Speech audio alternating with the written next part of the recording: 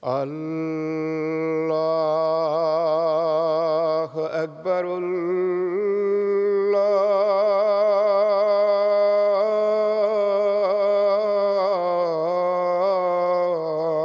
الله أكبر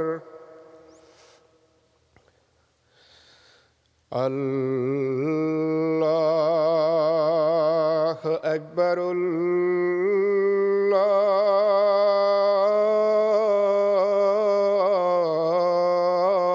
الله أكبر أشهد أن لا إله إلا الله أشهد أن لا إله إلا الله أشهد أن محمدًا رسول الله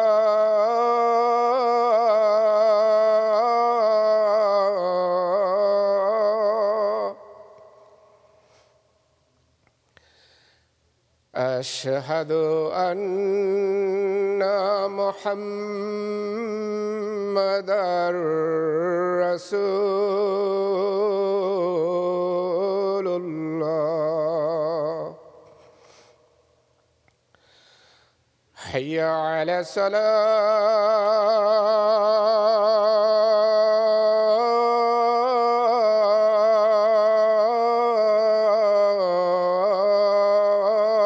الصلاة حي على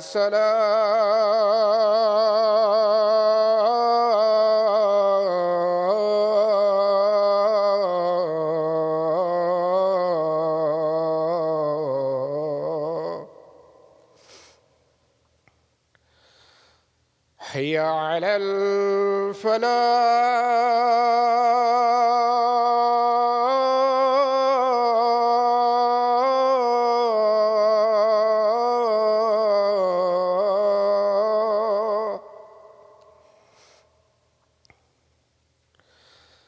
حي على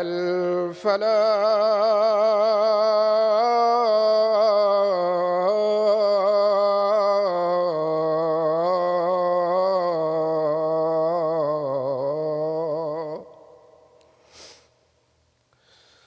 الله أكبر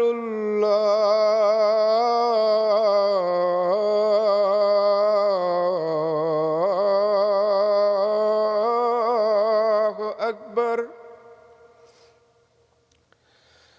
لا إله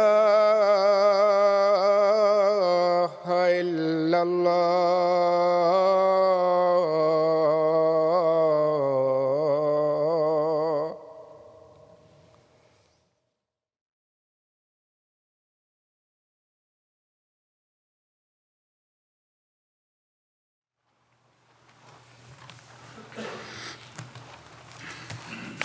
السلام علیکم ورحمۃ اللہ.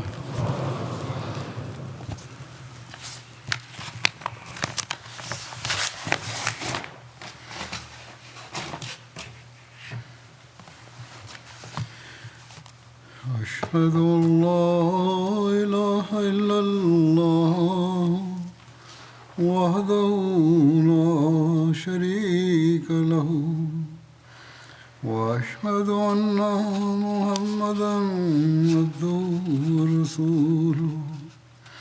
أما بعد فأعوذ بالله من الشيطان الرجيم. بسم الله الرحمن الرحيم. الحمد لله رب العالمين. الرحمن الرحيم. مالك يوم الدين.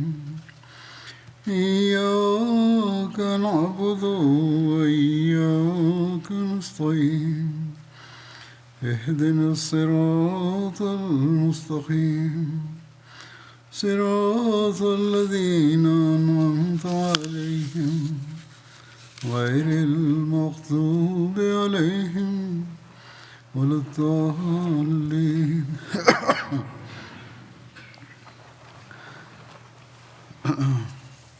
غزوہ ہمراہ الاسد کا سبب اور اس کا پس منظر گزشتہ خطبے میں بیان ہوا تھا. بہرحال جب دشمن احد کی جنگ کے بعد راستہ سے پلٹ کر دشمن کے احد کی جنگ کے بعد راستہ سے پلٹ کر مدینے پر حملہ کرنے کی سازش کا علم ہوا تو اس پر رسول اللہ صلی اللہ علیہ وسلم نے حضرت ابوبکر اور حضرت عمر کو بلایا اور ان کو اس مدنی صحابی کی بات بتائی. ان دونوں نے عرض کیا جنہوں نے اطلاع دی تھی کہ یا رسول اللہ صلی اللہ علیہ وسلم دشمن کی طرف چلیں تاکہ وہ ہمارے بچوں پر حملہ آور نہ ہوں. جب رسول اللہ صلی اللہ علیہ وسلم صبح کی نماز سے فارغ ہوئے تو آپ صلی اللہ علیہ وسلم نے لوگوں کو بلوایا اور آپ صلی اللہ علیہ وسلم نے حضرت بلال سے فرمایا کہ وہ اعلان کرے کہ رسول اللہ تمہیں حکم دے رہے ہیں کہ دشمن کے لیے نکلو. اور ہمارے ساتھ وہی نکلے جو گزشتہ روز لڑائی میں شامل تھا، یعنی احد کی لڑائی میں شامل تھے جو لوگ، وہی صرف ساتھ جائیں گے.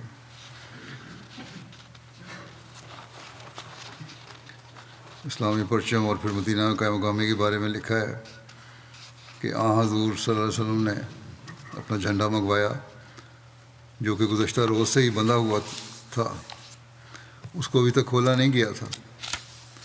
آپ صلی اللہ علیہ وسلم نے یہ جھنڈا حضرت علی کو دے دیا. اور ایک جگہ یہ بھی بیان ہوا ہے کہ حضرت ابوبکر کو دیا تھا.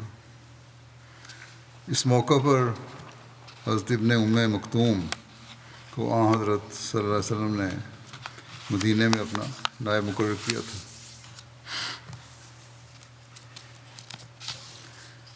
سیرت نگار لکھتے ہیں کہ حضور صلی اللہ علیہ وسلم کا دشمن کے تعاقب میں نکلنے کا فیصلہ انتہائی دانشمندانہ تھا. تفصیل میں بیان ہوا ہے کہ منافقین کے نزدیک جنگ احد میں 70 افراد کے جانی نقصان کے بعد اگلے ہی روز دشمن کے تعاقب میں بنا زائد افرادی قوت کے جانا انتہائی خطرناک تھا. مگر بعد کے حالات نے ثابت کر دیا کہ حضور صلی اللہ علیہ وسلم کا فیصلہ انتہائی دانشمندانہ تھا جس سے مسلمانوں کو بے شمار فوائد حاصل ہوئے. آپ صلی اللہ علیہ وسلم نے ساری رات جنگ سے پیدا شدہ صورتحال پر غور کرتے گزاری.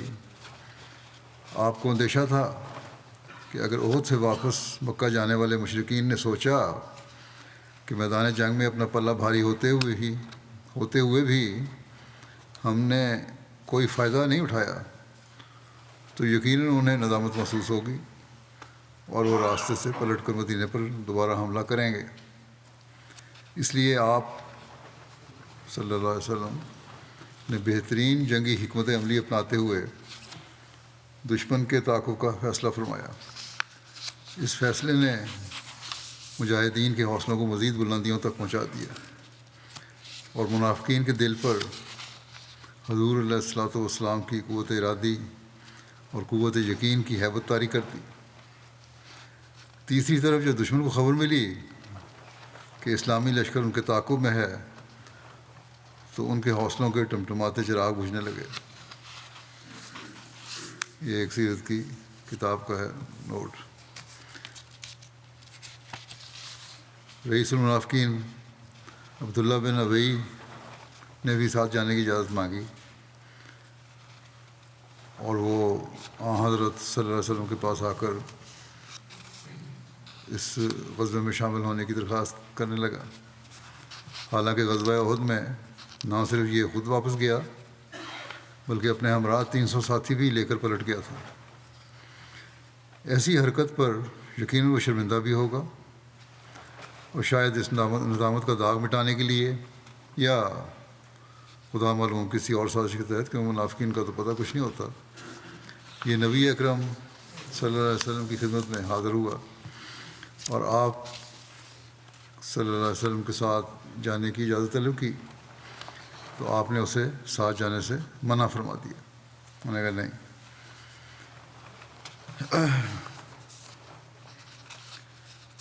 زخمی صحابہ، احد کی جنگ میں کاری زخم لگے تھے بعضوں کو، اس کے باوجود حضور صلی اللہ علیہ وسلم کے حکم کی بجاوری کا کیا نمونہ دکھایا انہوں نے۔ اس بارے میں لکھا ہے کہ حضرت صلی اللہ علیہ وسلم کا یہ اعلان تھا کہ عشق و وفا کی یہ مخلص جانسار اپنے زخموں کو سنبھالتے ہوئے، اپنے اسلحوں کو لیے ہوئے ایک بار پھر نکل پڑے۔ جب علیہ وسلم نے اعلان فرمایا تو فوری طور پر وہ نکل پڑے۔ حضرت اسید بن حضیر کو 9 زخم لگے ہوئے تھے۔ انہوں نے بھی دوا لگانے کا ارادہ کیا تھا کہ ان کے کانوں میں یہ آواز پڑی تو اپنے زخموں پر دوائی لگانے کے لیے بھی نہیں رکے اور چل پڑے۔ بنو سلمہ سے 40 زخمی نکلے۔ رسول اللہ صلی اللہ علیہ وسلم نے انہیں ایسی حالت میں بھی حکم کی تعمیل کرتے ہوئے دیکھ کر ان کے لیے دعائے مغفرت کی اور فرمایا، اللہم ارحم بنی سلمہ، اے اللہ بنو سلمہ پر رحم فرما۔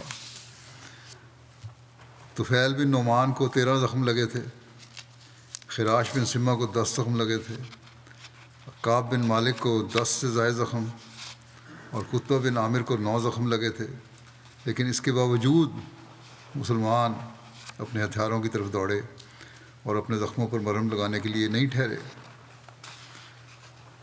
خدا تعالیٰ نے اصحاب رسول صلی اللہ علیہ وسلم کے اسی جذبہ بے مثل کو اپنے کلام میں مرقوم فرما دیا تاکہ رہتی دنیا تک کے لیے ان پر عقیدوں کے بھول نشاور ہوتے رہیں۔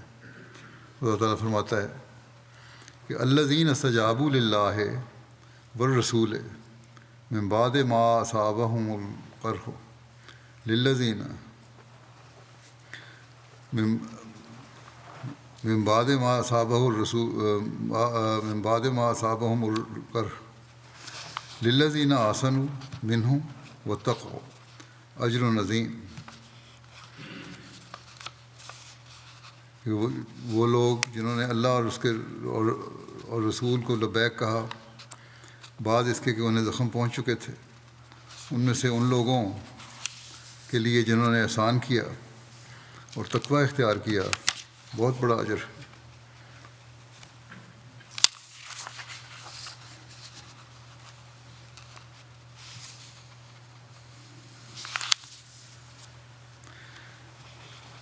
حضرت عائشہ فرمایا کرتی تھیں کہ اس کے ایک مصداق حضرت ابوبکر صدیق رضی اللہ عنہ اور حضرت زبیر بن عوام رضی اللہ عنہ بھی ہیں۔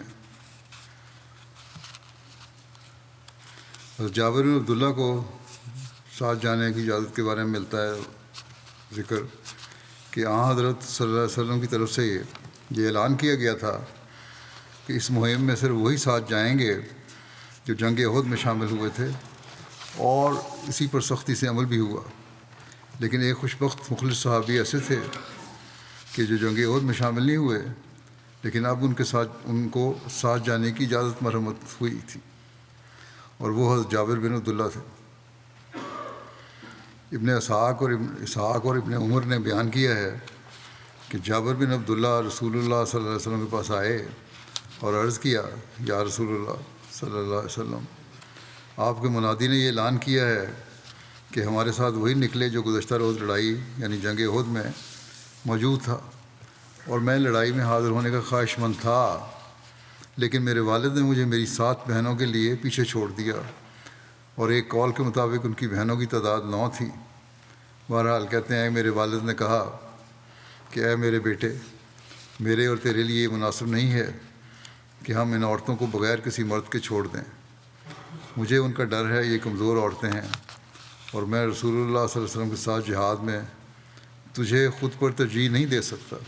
یہ بھی ہے کہ عورتوں کو بھی اکیلا نہیں چھوڑ سکتے، اور جہاد میں خود جانا بھی چاہتا ہوں، اور میری خواہش یہی ہے کہ میں جاؤں اور تم نہ جاؤ، تو اپنی بہنوں کے پاس پیچھے رہ جاتا ہوں، اور میں رسول اللہ صلی اللہ علیہ وسلم کے ساتھ جہاد پر جاتا ہوں۔ کہتے ہیں کہ اس لیے میں اپنے باپ کے اس حکم کی تعمیل میں کل جہاد میں شامل نہیں ہو سکا، وگرنہ میرا بھی پورا ارادہ تھا۔ چنانچہ حضرت جابر کی عشق اور محبت میں ڈوبی ہوئی یہ بات سن کر حضرت صلی اللہ علیہ وسلم نے ان کو ساتھ جانے کی اجازت مرحمت فرمائی، اور اس پر حضرت جابر رضی اللہ عنہ فخریہ طور پر بیان کیا کرتے تھے کہ میرے علاوہ آپ کے ساتھ کوئی ایسا آدمی نہیں گیا جو گزشتہ روز کے جہاد میں شریک نہ ہوا ہو، اور آپ سے کئی لوگوں نے ساتھ جانے کی اجازت طلب کی تھی جو گزشتہ روز جہاد میں شریک نہیں ہوئے تھے، لیکن آپ نے صلی اللہ علیہ وسلم نے انکار کر دیا۔ آپ صلی اللہ علیہ وسلم اس حالت میں روانہ ہوئے کہ چہرہ مبارک مجروح تھا، پیشانی مبارک زخمی تھی، دندان مبارک ٹوٹا ہوا تھا، نیچے کا ہونٹ، بعض روایت مطابق دونوں ہونٹ اندر کی جانب سے زخمی تھے، دانا کندھا ابن کمیہ کی تلوار کی طرف سے زخمی تھا، اور دونوں گھٹنے بھی زخمی تھے۔ آپ صلی اللہ علیہ وسلم پہلے مسجد میں تشریف لے گئے، وہاں 2 رکعتیں ادا کیں، لوگ جمع ہو چکے تھے۔ پھر حضرت صلی اللہ علیہ وسلم نے اپنا گھوڑا سخت مسجد کے دروازے پر منگوایا۔ اس غزوے میں صرف آپ صلی اللہ علیہ وسلم کے پاس ہی گھوڑا تھا۔ جب رسول اللہ صلی اللہ علیہ وسلم روانہ ہوئے تو آپ صلی اللہ علیہ وسلم نے زرہ اور خوات پہن رکھا تھا، اور آپ صلی اللہ علیہ وسلم کی صرف آنکھیں ہی نظر آ رہی تھیں۔ اسی دوران حضرت صلی اللہ علیہ وسلم کو حضرت طلحہ بن عبید اللہ ملے۔ آپ صلی اللہ علیہ وسلم نے ان سے فرمایا، طلحہ تمہارے ہتھیار کہاں ہیں؟ حضرت طلحہ نے عرض کیا، یہ قریب ہی ہیں۔ یہ کہہ کر وہ جلدی سے گئے اور اپنے ہتھیار اٹھا لائے، حالانکہ اس وقت طلحہ کے صرف سینے پر ہی احد کی جنگ کے 9 زخم تھے، ان کے جسم پر کل ملا کر 70 سے اوپر زخم تھے۔ حضرت طلحہ بیان کرتے ہیں کہ میں اپنے زخموں کی نسبت حضرت صلی اللہ علیہ وسلم کے زخموں کے متعلق زیادہ فکر مند تھا۔ حضرت صلی اللہ علیہ وسلم میرے پاس تشریف لائے اور پوچھنے لگے کہ تم دشمن کو کہاں دیکھتے ہو، یعنی تمہارا کیا اندازہ ہے کہ ابو سفیان اور اس کا لشکر کس جگہ پر ہوگا؟ میں نے عرض کیا کہ نشیبی علاقے میں۔ آپ نے فرمایا، یہی میرا خیال بھی ہے۔ پھر آپ صلی اللہ علیہ وسلم نے فرمایا، جہاں تک ان کا یعنی قریش کا تعلق ہے، ان کو ہمارے ساتھ آئندہ کبھی اس طرح کا معاملہ کرنے کا موقع نہیں مل سکتا یہاں تک کہ اللہ تعالیٰ مکے کو ہمارے ہاتھوں سے فتح کر دے گا۔ ایک روایت کے مطابق حضرت صلی اللہ علیہ وسلم نے حضرت عمر سے فرمایا، اے ابن خطاب، آئندہ کبھی قریش ہمارے ساتھ ایسا معاملہ نہیں کر پائیں گے یہاں تک کہ ہم حجر اسود کو بوسہ دیں گے۔ ثابت بن ثعلبہ خزرجی ہمراہ الاسد تک آپ صلی اللہ علیہ وسلم کو راستہ کی رہنمائی کرنے والے تھے۔ ایک روایت کے مطابق ثابت بن ضحاک رہنمائی کرنے والے تھے۔ 2 روایتیں ہیں یہ۔ حضرت صلی اللہ علیہ وسلم نے اس موقع پر 2 اصحاب کو آگے روانہ فرمایا تاکہ خبر لیں۔ رسول کریم صلی اللہ علیہ وسلم نے یہ تفصیل اس طرح ہے کہ رسول کریم صلی اللہ علیہ وسلم نے قبیلہ اسلم کی ایک شاخ بنو سہم میں سے سفیان کے 2 بیٹوں سلیت اور نعمان کو لوگوں کی اطلاع لینے کے لیے آگے بھیجا، اور تیسرا شخص قبیلہ اسلم کی ایک شاخ بنو عویر میں سے ان کے ساتھ بھیجا، اس کا نام نہیں بیان ہوا۔ ان میں سے 2 ہمراہ الاسد کے مقام پر قریش کو جا ملے۔ قریش باتیں کر رہے تھے۔ قریش نے ان دونوں افراد کو دیکھ لیا تو انہیں قتل کر دیا۔ جب رسول اللہ صلی اللہ علیہ وسلم اپنے اصحاب کے ساتھ روانہ ہوئے اور ہمراہ الاسد میں پہنچ کر لشکر کا پڑاؤ کیا تو ان دونوں اصحاب کو ایک قبر میں دفن کیا، لاشیں وہیں پڑی ہوئی تھیں، وہ دونوں ساتھی تھے۔ اس غزوے میں 2 انصاری بھائیوں کا اطاعت کا نمونہ بھی نظر آتا ہے، اور کس طرح انہوں نے زخمی حالت میں پیدل سفر کیا۔ تفصیل میں آتا ہے کہ حضرت عبداللہ بن سہل اور حضرت رافع بن سہل دونوں بھائی جو قبیلہ بنو عبد الاشل میں سے تھے، جب وہ دونوں غزوہ احد سے واپس آئے تو شدید زخمی تھے، جنگ میں زخمی ہو گئے، اور حضرت عبداللہ زیادہ زخمی تھے۔ جب ان دونوں بھائیوں نے رسول اللہ صلی اللہ علیہ وسلم کے ہمراہ الاسد کی طرف جانے اور اس میں شمولیت کی بابت آپ کے حکم کے بارے میں سنا تو ان میں سے ایک نے دوسرے سے کہا، بخدا اگر ہم رسول اللہ صلی اللہ علیہ وسلم کے ہمراہ غزوہ میں شرکت نہ کر سکے تو یہ ایک بڑی محرومی ہوگی۔ یہ تھا ان کا ایمان۔ پھر کہنے لگے، بخدا ہمارے پاس کوئی سواری بھی نہیں ہے جس پر ہم سوار ہوں، اور نہ ہی ہم جانتے ہیں کہ ہم کس طرح یہ کام کریں۔ حضرت عبداللہ نے کہا کہ آؤ میرے ساتھ، ہم پیدل چلتے ہیں۔ حضرت رافع نے کہا کہ اللہ کی قسم مجھے تو زخموں کی وجہ سے چلنے کی سخت بھی نہیں ہے۔ یہ حالت تھی۔ آپ کے بھائی نے کہا کہ آؤ ہم آہستہ آہستہ چلتے ہیں اور رسول اللہ صلی اللہ علیہ وسلم کی طرف چلتے ہیں۔ چنانچہ وہ دونوں گرتے پڑتے چلنے لگے۔ حضرت رافع نے کبھی کمزوری محسوس کی تو حضرت عبداللہ نے حضرت رافع کو اپنی پیٹھ پر اٹھا لیا، کبھی وہ پیدل چلنے لگے۔ ایسی حالت تھی کہ دونوں ہی زخمی تھے، لیکن جو بہتر تھے وہ زیادہ زخمی کو اپنی پیٹھ پر اٹھا لیتے تھے، لیکن حضرت صلی اللہ علیہ وسلم کی طرف چلتے رہے۔ کمزوری کی وجہ سے بعض دفعہ ایسی حالت ہوتی تھی کہ وہ حرکت بھی نہیں کر سکتے تھے، یہاں تک کہ عشاء کے وقت وہ دونوں رسول اللہ صلی اللہ علیہ وسلم کی خدمت میں حاضر ہو گئے۔ صحابہ کرام اس وقت آگ جلا رہے تھے، یعنی ڈیرا لگا لیا تھا انہوں نے اس وقت۔ آپ دونوں کو رسول اللہ صلی اللہ علیہ وسلم کی خدمت میں پیش کیا گیا۔ اس رات حضرت صلی اللہ علیہ وسلم کے پیرے پر حضرت عباد بن بشر متعین تھے۔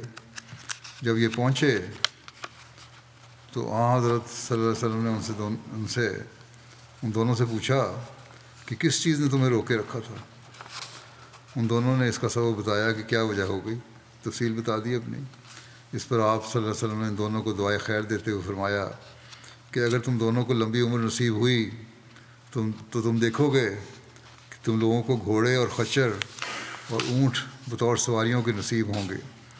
ابھی تو تم گرتے پڑتے پیدل آئے ہو، لیکن لمبی زندگی پاؤ گے تو یہ دیکھو گے سب کچھ، یہ سب سواریاں تمہیں میسر آ جائیں گی۔ لیکن ساتھ یہ بھی فرمایا لیکن وہ تمہارے لیے تم دونوں کے اس سفر سے بہتر نہیں ہوں گی جو اس وقت تم کر کے آئے ہو، جو تم نے پیدل گرتے پڑتے کیا ہے۔ یعنی تمہارے سفر کا ثواب تو اتنا ہے کہ جو اس زمانے کی جو بہترین نعمتیں ہیں ان سے بھی زیادہ ہے۔ ان کو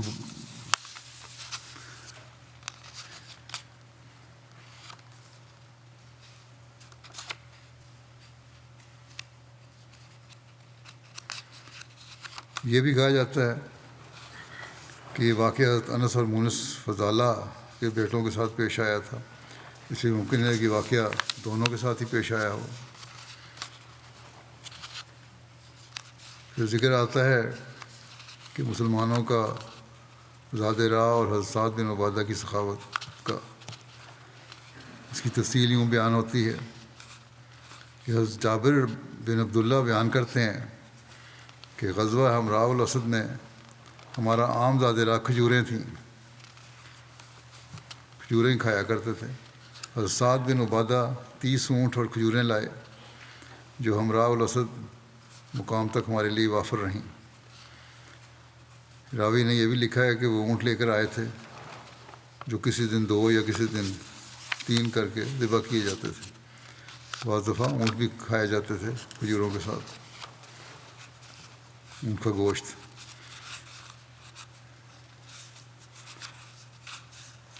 کیا حکمت تھی، کیا اسٹریٹجی تھی آپ کی جنگ کی، اور کس طرح دشمن کو مروب کرنا چاہتے تھے آپ، اس بارے میں تفصیل میں لکھا ہے کہ دشمن کے دل میں رعب ڈالنے اور اسے خوفزدہ کرنے کا ایک طریقہ یہ تھا کہ رات کے وقت کثرت سے آگ کے الاؤ روشن کیے جاتے تاکہ اس سے لشکر کی کثرت ظاہر ہو اور دشمن خائف ہو۔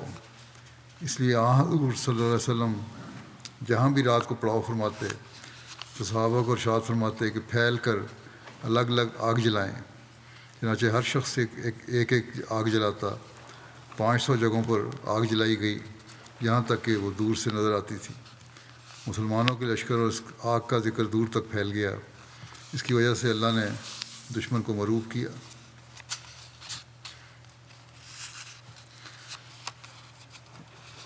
ذکر آتا ہے کہ محبت خزائی کی اس دوران میں حضرت صلی اللہ علیہ وسلم سے ملاقات ہوئی، اور پھر وہ ابو سفیان کے پاس بھی گیا، اور پھر قریش کو لشکر اسلام سے اس نے ڈرایا۔ اس کی تفصیل یوں بیان ہوئی ہے کہ معبد بن ابو معبد خزائی حضرت صلی اللہ علیہ وسلم سے ملا۔ یہ ابھی تک مشرک تھا۔ بعض سیرت نگاروں نے اس موقع پر اس کے اسلام قبول کرنے کا بھی ذکر کیا ہے، لیکن اکثر نے یہ کہا ہے کہ اس وقت اسلام قبول نہیں کیا تھا، البتہ بعد میں یہ اسلام لے آئے تھے۔ بنو خدا کے اہل ایمان اور مشرک آپ صلی اللہ علیہ وسلم کے ساتھ اخلاص کا اظہار کرتے تھے، لیکن اس کے جو دوسرے قبیلے کے لوگ تھے ان میں سے بہت سے ایمان لائے ہوئے تھے، اخلاص کا اظہار بھی تھا ان میں۔ ان لوگوں کو آپ صلی اللہ علیہ وسلم کے ساتھ وعدہ تھا کہ وہ آپ صلی اللہ علیہ وسلم سے کچھ نہیں چھپائیں گے۔ محبت نے کہا، اے محمد صلی اللہ علیہ وسلم، آپ کو اور آپ کے صحابہ کرام کو جو تکالیف پہنچی ہیں یہ ہم پر گراں گزرا ہے۔ ہماری تو یہی خواہش ہے کہ اللہ تعالیٰ آپ کا مرتبہ بلند کرے اور آپ کو ہر تکلیف سے محفوظ رکھے۔ اس اظہار ہمدردی پر رسول اللہ صلی اللہ علیہ وسلم نے محبت سے فرمایا کہ ابو سفیان کی حوصلہ شکنی کرو، تم جا رہے ہو آگے سفر میں، اس کو ملو تو اس کو ذرا ڈراؤ۔ کس طرح؟ یہ اپنی حکمت عملی خود بنانی تھی انہوں نے۔ پھر محبت وہاں سے مکے کی طرف روانہ ہو گیا، اور حضور صلی اللہ علیہ وسلم ہمراہ الاسد میں ہی تشریف فرما تھے۔ وہ روحہ کے مقام پر ابو سفیان اور اس کے ساتھیوں سے ملا۔ روحہ مدینہ سے تقریباً 40 میل کی مسافت پر ایک مقام ہے۔ اس وقت لشکر قریش نے رسول اللہ صلی اللہ علیہ وسلم کی طرف واپس کرنے پر اتفاق کر لیا تھا، اور انہوں نے کہا، ہم نے ان کے بہترین اور سردار و قائد لوگوں کو قتل کیا ہے۔ حالانکہ ایسی بھی بات نہیں تھی، حضرت حمزہ سمیت چند ایک نام ہو سکتے ہیں، ورنہ نبی کریم صلی اللہ علیہ وسلم سمیت حضرت ابو بکر رضی اللہ عنہ، حضرت عمر رضی اللہ عنہ، حضرت عثمان رضی اللہ عنہ، حضرت علی رضی اللہ عنہ کے ساتھ درجنوں نامور سردار اور قائد خدا کے فضل سے جنگ احد میں محفوظ اور معمون رہے تھے۔ پھر کہنے لگے کہ پھر ہم ان کی بیک کرنے سے پہلے واپس چل پڑے۔ اب ہم ان کے باقی لوگوں پر پلٹ کر ہلاک کریں گے، ہم باقی لوگوں پر پلٹ کر انہیں ہلاک کریں گے اور ان سے فارغ ہو جائیں گے۔ جب ابو سفیان نے معبد کو دیکھا تو کہا، یہ معبد ہے، اس کے پاس کوئی خبر ہوگی۔ اس نے کہا، معبد پیچھے کے حالات کیسے ہیں؟ اس نے کہا ڈرانے کے لیے ابو سفیان کو اس نے کہا کہ میں نے محمد صلی اللہ علیہ وسلم اور آپ کے ساتھیوں کو اس حالت میں چھوڑا ہے کہ وہ اتنا لشکر جرار لے کر تمہارے تعاقب میں نکل آئے ہیں کہ میں نے آج تک اتنا بڑا لشکر نہیں دیکھا۔ اوس اور خزرج کے جو لوگ کل پیچھے رہ گئے تھے وہ بھی ان کے ساتھ آ ملے ہیں۔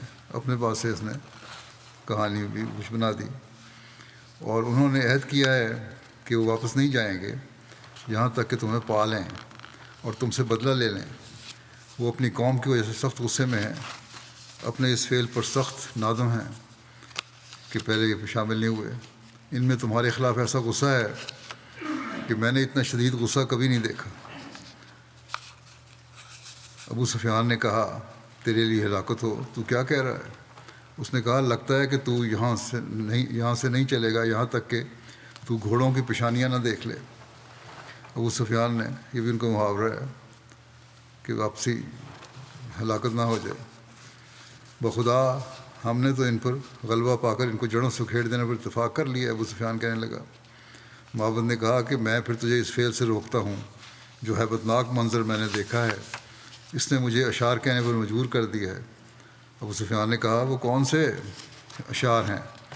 معبد نے یہ اشعار کہے، قادت و حدہ من الاصوات راحلتی از سعالت الارض بالجرد الابابیل تردی باسدن کرام لا تنابل عند اللقاء ولا میل معاذی فضلت ادمن اظن الارض میالت لم سما برئیس غیر مقتول فقلت ویل حرب من لقائکم اذ تقتمت البطحاء بالجیل انی نذیر لأہل بسل ظاہیہ لکل ذی اربت منہ ومعقول من جیش احمد لا وخش تنابلا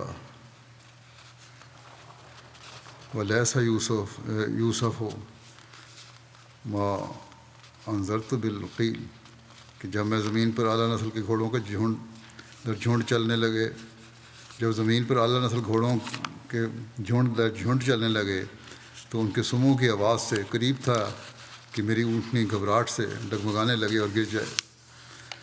اب وہاں صرف ایک گھوڑا تھا، لیکن اس نے بھی ایسا مبالغے سے نقشہ کھینچا اپنے شعروں میں کہ جس نے ڈرا دیا ان لوگوں کو۔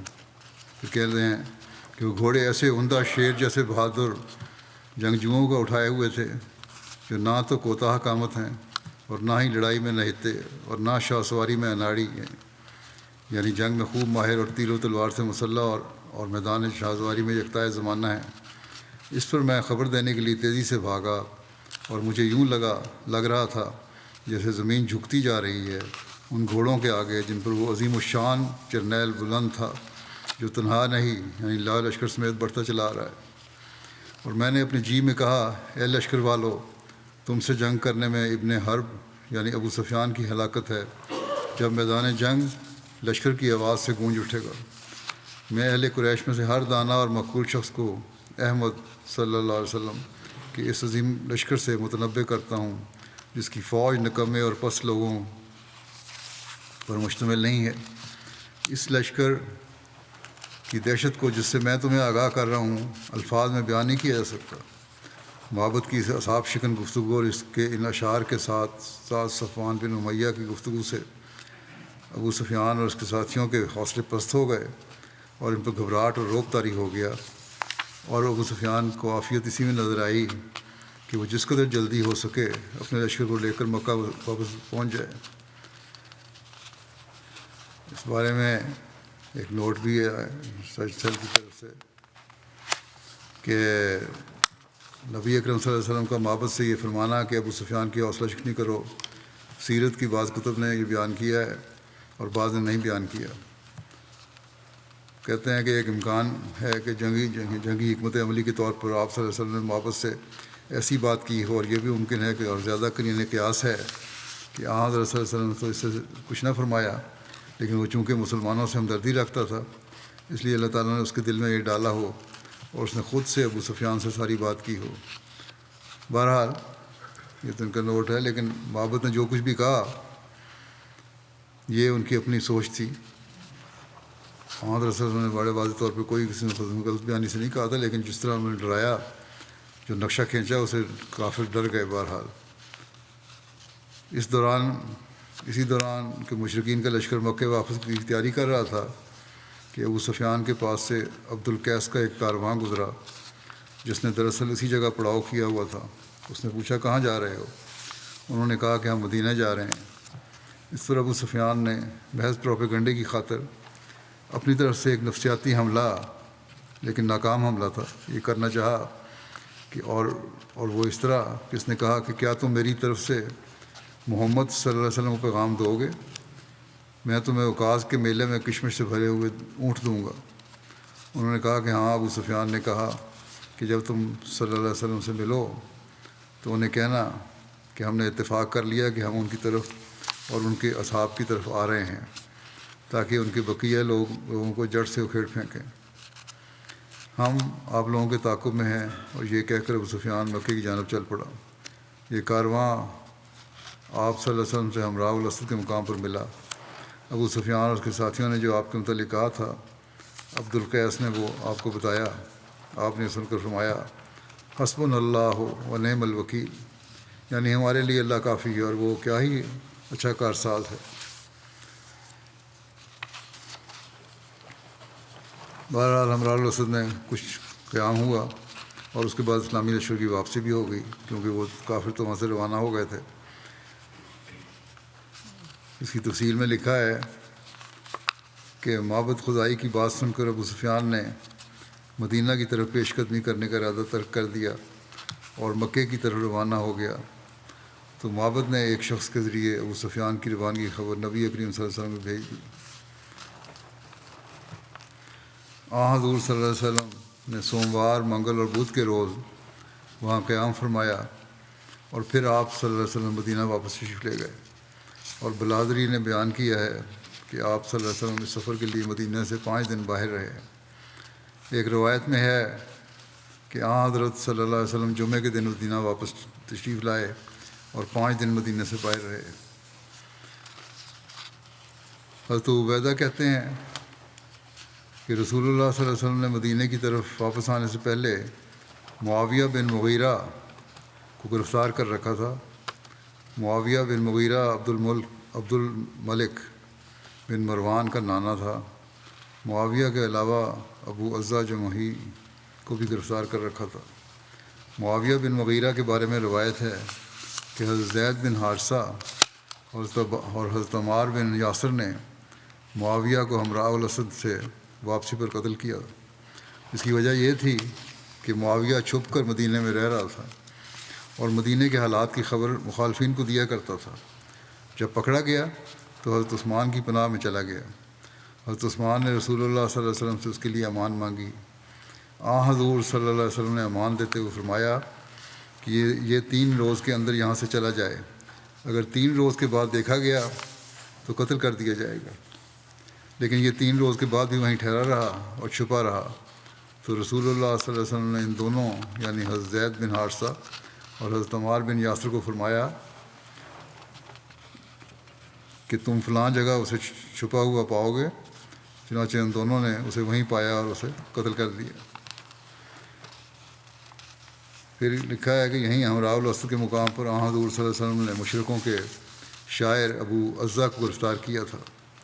یہ وہ ابو عزہ ہے جو غزوہ بدر کے وقت مسلمانوں کے ہاتھ گرفتار ہوا تھا، اور رسول اللہ صلی اللہ علیہ وسلم کو اس نے اپنی غربت اور اپنی بیٹیوں کا واسطہ دے کر دیا کہ میں عیالدار ہوں، میری بیٹیوں کا کوئی سرپرست نہیں، مجھ پر رحم فرمائیں، جس پر آپ صلی اللہ علیہ وسلم نے اس کی بیٹیوں کی وجہ سے اس کو بغیر فدیہ لیے احسان کے طور پر چھوڑ دیا تھا، اور اس سے یہ عہد لیا تھا کہ آئندہ وہ نہ تو آپ صلی اللہ علیہ وسلم کے خلاف جنگ کو آئے گا، نہ آپ صلی اللہ علیہ وسلم کے خلاف لشکر اکٹھا کرے گا، اور نہ آپ صلی اللہ علیہ وسلم کے خلاف کسی کو اکسائے گا، مگر اس نے اپنا عہد توڑ دیا اور جنگ احد میں قریش کے ساتھ واپس آیا۔ یہ لوگوں کو جوش دلاتا تھا اور اپنے شعروں کے ذریعے انہیں بھڑکاتا تھا کہ حضرت صلی اللہ علیہ وسلم کے خلاف جنگ کریں۔ حضرت صلی اللہ علیہ وسلم نے دعا فرمائی کہ یہ شخص اس دفعہ بچ کر نہ جانے پائے، چنانچہ یہ پھر گرفتار ہوا۔ ایک قول کے مطابق جنگ احد کے بعد جب مشرکین واپسی میں ہمراہ الاسد کے مقام پر ٹھہرے تو یہ ابو عزہ کو سوتا ہوا چھوڑ گئے۔ یہ دن چڑھے تک غافل پڑا سوتا رہا۔ اس کو گرفتار کرنے والے شخص حضرت عاصم بن ثابت تھے۔ اس غزوے میں یہی تنہا مشرک تھا جو گرفتار ہوا۔ ایک قول ہے کہ اس کو گرفتار کرنے والے حضرت عمیر بن عبداللہ تھے۔ گرفتاری کے بعد ابو عزہ رسول اللہ صلی اللہ علیہ وسلم کے سامنے لایا گیا۔ حضرت صلی اللہ علیہ وسلم کو دیکھ کر اس نے کہا، اے محمد صلی اللہ علیہ وسلم، مجھے چھوڑ دیجئے، مجھ پر احسان فرمائیے اور میری بیٹیوں کی خاطر مجھے رہا کر دیجئے۔ میں آپ کے سامنے عہد کرتا ہوں کہ آئندہ کبھی اس قسم کی حرکت نہیں کروں گا۔ آپ نے فرمایا، نہیں، خدا کی قسم، اب تیرے چہرے کو مکہ دیکھنا نصیب نہ ہوگا۔ ایک روایت میں ہے کہ اب تو اپنی اس داڑھی کے ساتھ حجر اسود کے پاس بیٹھ کر یہ نہیں کہہ سکے گا کہ میں محمد صلی اللہ علیہ وسلم کو دھوکہ دے آیا۔ پھر آپ نے حضرت زید کی طرف متوجہ ہو کر حکم دیا کہ اس کی گردن مار دو۔ ایک روایت ہے کہ یہ حکم آپ نے حضرت عاصم بن ثابت کو دیا تھا، اور پھر آپ نے فرمایا، مومن ایک سوراخ سے 2 مرتبہ نہیں ڈسا جا سکتا۔ باقی انشاءاللہ آئندہ بیان ہوگا۔ دعائیں جاری رکھیں دنیا کے حالات کے لیے۔ اللہ تعالیٰ اور احمدی کو اس ہر قسم کی شر سے محفوظ رکھے۔ اس وقت میں ایک جنازہ بھی پڑھاؤں گا جو مکرم فراز احمد طاہر جو آسٹریلیا میں گزشتہ دنوں شہید ہوئے ان کا ہے۔ اس کے واقعے کے بارے میں لکھا ہے کہ آسٹریلیا کے شہر سڈنی کے ایک مشہور علاقہ بنڈائی کے ایک شاپنگ سینٹر میں ایک آسٹریلین شخص نے انہیں چاقو کے وار کر کے شہید کر دیا۔ انا للہ و انا الیہ راجعون۔ مرحوم شاپنگ سینٹر میں بطور سیکورٹی گارڈ کام کر رہے تھے۔ مرحوم کی عمر 30 برس کی تھی اور غیر شادی شدہ تھے۔ اس حملے میں 12 افراد زخمی ہوئے اور 6 افراد کی وفات ہوئی۔ وفات پانے والے 6 افراد میں سے 5 خواتین تھیں۔ فراز احمد طاہر صاحب مرحوم کا تعلق روا سے تھا۔ 2018 میں پاکستان سے سری لنکا چلے گئے، 4 سال وہاں رہے، پھر گزشتہ سال UNHCR کی وساطت سے آسٹریلیا آئے۔ گزشتہ ماہ مرحوم نے اپنا سیکورٹی لائسنس بنوایا تھا اور جس دن مرحوم کی وفات ہوئی اس روز شاپنگ سینٹر میں مرحوم کی دن کے وقت پہلی جاب لکھا ہوا ہے، رات کو ڈیوٹی دیتے تھے لیکن دن کے وقت یہ پہلی ڈیوٹی تھی۔ تفصیلات کے مطابق جب مکرم فراز احمد طاہر مرحوم نے لوگوں کو سراسیمگی کی حالت میں ادھر ادھر بھاگتے دیکھا تو حملہ آور کو روکنے کے لیے آگے بڑھے، جس پر حملہ آور نے مرحوم پر وار کیا جس سے وہ جانور نہ ہو سکے۔ اس حملہ میں وفات پانے والے اب پہلے فرد تھے۔ مرحوم کے خاندان میں اہمیت ان کے پردادا مکرم میاں احمد صاحب کی وساطت سے آئی جو ضلع شاہپور کے رہنے والے تھے۔ مرحوم کے دادا مکرم صوفی احمد یار صاحب کو ایک لمبے عرصے سے جماعتی خدمت کی توفیق مل رہی ہے۔ ان کے والد بشیر احمد صاحب 2005 میں ہیں جبکہ والدہ رضیہ بیگم 2014 میں وفات پا گئی تھیں۔ مرحوم کے پسماندگان میں 3 بھائی 2 بہنیں اور دادا صوفی احمد یار صاحب شامل ہیں۔ اس کی تفصیلات میں ان کے بارے میں مزید یہ بھی آیا ہے کہ آسٹریلیا کے وزیر اعظم اور نیو ساؤتھ ویلز کے پریمیئر نے فراز احمد طاہر صاحب مرحوم کی بہادری اور قربانی کو خراج تحسین پیش کیا۔ اسی طرح آسٹریلیا میں مقیم پاکستان کے ہائی کمشنر صاحب نے بھی فراز احمد طاہر مرحوم کی بہادری کو خراج تحسین پیش کرتے ہوئے افسوس کا اظہار کیا اور ہر طرح کے تعاون کا یقین دلایا۔ مرحوم اور اس واقعے کے بارے میں میڈیا میں 120 سے زائد نیوز شائع ہوئی اور مزید ہو رہی ہیں۔ آج ان کا وہاں جنازہ تھا، اس پہ بھی وہاں کے پریمیئر پرائم منسٹر وغیرہ آئے ہوئے تھے، انہوں نے دوبارہ ان کو خراج تحسین پیش کیا۔ سوشل میڈیا میں فراز طاہر صاحب مرحوم کی بہادری اور قربانی کو نہایت خوبصورت الفاظ میں بیان کیا جا رہا ہے اور اکثر لوگ انہیں نیشنل ہیرو کہہ کر پکار رہے ہیں۔ ان کی یہ قربانی ظاہر کرتی ہے کہ وہ پاکستان سے موت کے ڈر سے نہیں آئے تھے بلکہ جو مذہبی پابندیاں احمدیوں پر لگائی جاتی ہیں ان سے تنگ آ کر ملک چھوڑا تھا، جہاں انہیں اللہ اور اس کے رسول کا نام لینے سے روکا جاتا ہے۔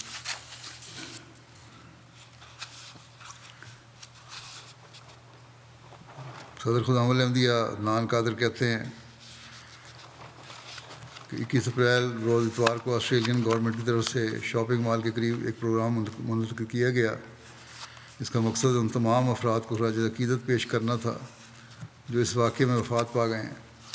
اس پروگرام میں وزیر اعظم Australia, premier New South Wales, opposition leader, member of parliaments, local اور دوسری کونسل کے ممبرز بھی، میئرز اور پولیس اور آرمی اور نیوی کے اعلیٰ افسران، کثیر تعداد میں میڈیا اور زندگی کے دوسرے شعبہ جات سے تعلق رکھنے والے اعلیٰ افسران نے شرکت کی۔ اس موقع پر جماعت کے ممبران کو بھی اس پروگرام میں مدعو کیا گیا تھا۔ ان کے بڑے بھائی مدثر بشیر کہتے ہیں مرحوم بچپن سے ہی بہت محنتی، ہنسمکھ اور نڈر طفل تھا۔ مرحوم کی عمر 11 سال تھی جب ہمارے والد صاحب کا انتقال ہو گیا، تو کہتے ہیں کہ ہمارے بڑے بھائی مظفر احمد صاحب نے ہمیں ایک باپ کی طرح پالا۔ مرحوم اپنی تعلیم کے ساتھ ساتھ بھائی کے کاروبار میں مدد دیتا تھا۔ مرحوم بہت محنتی اور اپنی بہن بھائیوں سے بہت پیار کرنے والا تھا، نرم مزاج، طبیعت میں مزاح تھا، کبھی بہن بھائیوں کی کسی بات پر ناراض نہیں ہوا۔ مرحوم جماعتی کاموں میں بھی بڑھ چڑھ کر حصہ لیتا تھا۔ جتنا عرصہ پاکستان میں رہا اور پھر سری لنکا، اور بعض آسٹریلیا، جہاں بھی رہا جماعتی کاموں میں ڈیوٹیوں میں سرگرم رہا۔ خلافت کے ساتھ بہت اخلاص اور وفاق پیار کا تعلق تھا۔ یہی اصول تھا کہ نیشنلٹی ملے گی تو پہلے جا کے میں لندن خلیفۃ المسیح سے ملوں گا، یہ خواہش تھی ان کی۔ ان کے چھوٹے بھائی شیراز احمد کہتے ہیں کہ قرآن کریم کی نہایت خوش الحانی سے تلاوت کیا کرتا تھا اور نمازوں کی بڑی پابندی تھی۔ مربی کامران مبشر صاحب کہتے ہیں کہ میں نے ایک مرحوم میں ایک خوبی دیکھی کہ جماعتی بزرگوں اور مربیان کی بہت عزت کرتے تھے اور ان کی طرف سے کوئی بھی ہدایت دی جاتی تو انکار نہیں کرتے تھے۔ اگر ان کو ان کی کسی غلطی کی وجہ سے کی وغیرہ کی طرف توجہ دلائی جاتی تو اس کا ہرگز برا نہیں مناتے تھے، بلکہ عاجزی سے خاموشی اختیار کرتے ہوئے اپنی غلطی کا اعتراف کرتے اور اپنی اصلاح کرتے تھے۔ ان کے ایک دوست احمد ابراہیم کہتے ہیں کہ 3 مرحوم دین اور خلافت کے ساتھ بے مثال محبت کرنے والے وجود تھے، جماعت کے عہدیداروں کی عزت کرنے والے، نمازوں کے پابند تھے۔ میرا ان کے ساتھ ایک بھائی اور دوست کا رشتہ بن گیا تھا۔ کبھی کسی بات پر ڈانٹ بھی دیتا میں تو آنکھیں جھکا کر سن لیتے اور کہتے کہ آئندہ شکایت کا موقع نہیں دوں گا۔ بہت بہت محبت کرنے والا انسان تھا۔ برسبن کے صدر جماعت کہتے ہیں کہ گزشتہ مارچ میں ہفتے کے لیے برسبن آئے اور آنے کی وجہ اپنے دوستوں اور عزیزوں سے ملاقات بتائی اور ساتھ یہ کہا کہ اگر دل میں کوئی ناراضگی ہے یا شکوہ ہے کسی میں کے دل میں تو میں معافی مانگ کر صلح کرنے آیا ہوں۔ بار بار سب سے معافی مانگتے رہے، ایسا لگتا تھا کہ غالباً سب کو خدا حافظ کہنے آئے ہیں۔ ان کے ایک دوست ہیں شجر احمد، کہتے ہیں ایک محنتی، نڈر اور فرض شناس انسان تھے۔ مرحوم کے ساتھ زخمی ہونے والے دوسرے سیکیورٹی گارڈ نے بتایا کہ جیسے ہی حملہ اور شاپنگ سینٹر میں داخل ہوا اور اسے دیکھ کر لوگ بھاگنے لگے تو مرحوم نے بہادری کا مظاہرہ کرتے ہوئے اس کو روکنے کی کوشش کی اور اس کے سامنے جا کھڑے ہوئے اور دوسروں کو حفاظت کرتے ہوئے اپنی جان کا نذرانہ پیش کر دیا۔ سوشل میڈیا پر بھی لوگ فراز طاہر صاحب کو خراج تحسین پیش کر رہے ہیں۔ ایک صاحب ہیں کرس مرفی، اپنے کمنٹ میں لکھا کہ حملہ ہونے سے قبل میں نے ایک خوش لباس سیکیورٹی گارڈ فراز طاہر کو دیکھا جو شاپنگ سینٹر میں اپنی ڈیوٹی پر تھا۔ وہ ایک ہیرو تھا جس نے عوام کی جان بچانے کے لیے اپنی جان دی۔ ایک خاتون رویکا آئیورز لکھتی ہیں کہ فراز طاہر جو اپنے ملک میں ظلم سے بچنے کے لیے امن اور ایک بہتر مستقبل کے لیے آسٹریلیا آئے، وہ اپنی کمیونٹی میں نہایت مقبول تھے۔ انہوں نے عوام کو بچاتے ہوئے جان دی۔ میں ان کی فیملی اور کمیونٹی سے افسوس کا اظہار کرتی ہوں۔ یہ ایک نہایت تکلیف دہ حادثہ ہے۔ اس طرح کے بہت سے اور کمنٹ لوگوں نے ڈالے ہوئے ہیں جنہوں نے وہاں دیکھا، شاپنگ مال کے بھی، اور جنہوں نے خبر پڑھی انہوں نے بھی۔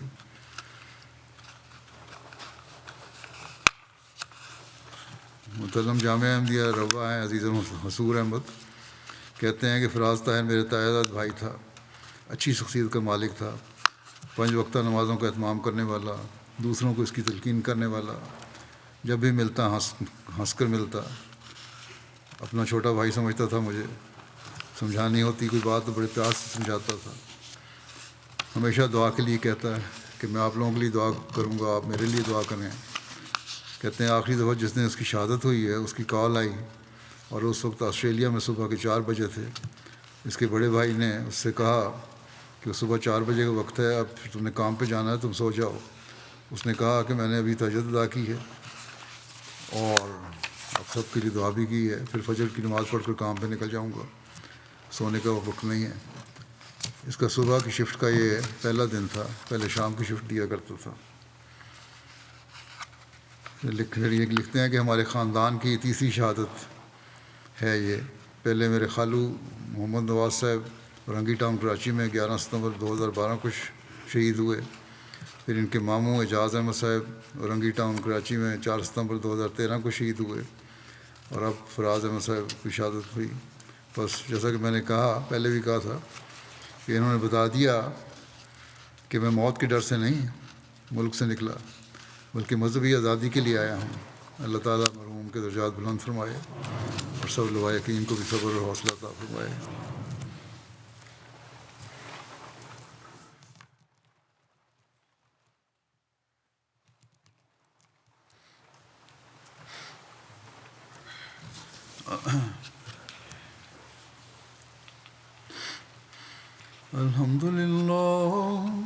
الحمد لله نحمده ونستعينه ونستغفره ونؤمن به ونتوكل عليه ونعوذ بالله من شرور أنفسنا ومن سيئات أعمالنا من يهده الله فلا مضل له ومن يضلل فلا هادي له ونشهد أن لا إله إلا الله ونشهد أن محمدا عبده ورسوله عباد الله رحمكم الله إن الله يأمر بالعدل والإحسان وإيتاء ذي القربى وينهى عن الفحشاء والمنكر والبغي يعظكم لعلكم تذكرون اذكروا الله يذكركم وادعوه يستجب لكم ولذكر